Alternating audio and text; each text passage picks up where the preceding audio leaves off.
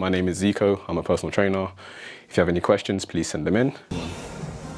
Is training better broken up throughout the day, i.e. if you did a split in the morning and then went to finish it off later in the evening, is that better, or is it better to train all at once to get more sort of fatigue in the muscle? So that's a great question. Thanks for sending it in. So for me personally, I would just get it all done in one go. But obviously, depending on the type of person you are, if you feel like if you're doing chest and back, but you feel like whenever you get to the back, all the chest section, you're not quite giving it your all, then splitting up your workouts is a great way of making sure that you give both of your workouts the same energy.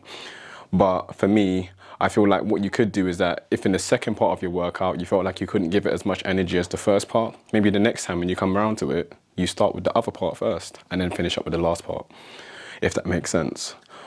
But yeah, if you can, do what works best for your body, listen to your body.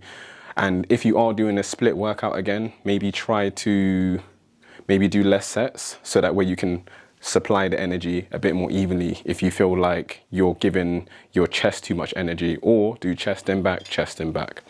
Those are quite a few different variations of how to approach that. But no, it doesn't really matter if you do it all in one go, or you do it all in the evening, or you split it up. It just comes down to preference.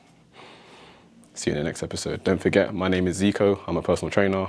If you have any questions, please send them in. It would be nice if you send them in video format, but an audio will do fine too, or even a DM. I'm here to answer your questions. I'm doing this daily 30-day challenge on YouTube, so feel free to hit me up. Peace.